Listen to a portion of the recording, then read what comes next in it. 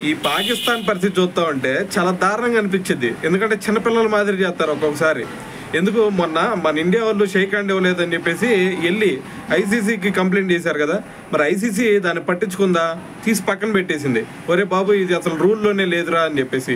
అయితే మరి వీళ్ళు ఏం డిమాండ్ చేస్తున్నారు, మీరు కనుక దీన్ని పట్టించుకోకపోతే, ఆ రెఫరీని కనుక తీసేయకపోతే, అతని మీద కనుక కొన్ని యాక్షన్స్ కనుక తీసుకోకపోతే మేము అసలు రేపు జరగబోయే యూఏఈతో మ్యాచ్లో కూడా మేము ఆడమని చెప్పేసి మరి వాళ్ళు మాట్లాడుతూ ఉన్నారు కదా. అయితే ఈ రోజు వచ్చేసరికి ప్రతి మ్యాచ్ ముందు మరి ప్రీ మీడియా కాన్ఫరెన్స్ ఉంటుంది కదా. సో దాంట్లో కూడా పాకిస్తాన్ పాల్గొనలేదన్నమాట. అయితే దాని తర్వాత అందరికీ ఒక డౌట్ వచ్చింది, ఏంద్రా వీళ్ళు ఈ మీడియా కాన్ఫరెన్స్కి కూడా అటెండ్ అవ్వలేదు, మరి మ్యాచ్ ఆడతారా లేదా అంటే ఆ మీడియా కాన్ఫరెన్స్కి అటెండ్ అవ్వలేదు కానీ వెళ్ళి నెట్ ప్రాక్టీస్ చేస్తూ ఉన్నారు. సో మరి దీన్ని బట్టి అర్థం చేసుకోండి, ఇక వీళ్ళు టోర్నమెంట్ నుంచి వెళ్ళేది ఉండదులే కానీ కాకపోతే కొంచెం షో చేస్తూ ఉంటారు. సో మేము అది చేస్తాం ఇది చేస్తాం అని చెప్పేసి భయపెట్టేస్తా లేదు అంటే ఎవడు భయపడతాడు. ఇప్పుడు పాకిస్తాన్ బయటికి వెళ్ళిపోతే పోయేది ఏమైనా ఉందా? వ్యూవర్షిప్ ఏం తగ్గేది ఉండదు కదా.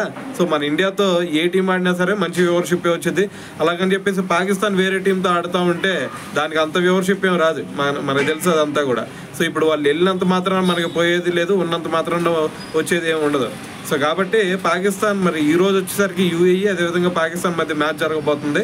సో మరి మ్యాక్సిమం దీంట్లో పాకిస్తాన్ పాల్గొనే ఛాన్సే కనిపిస్తూ ఉంది.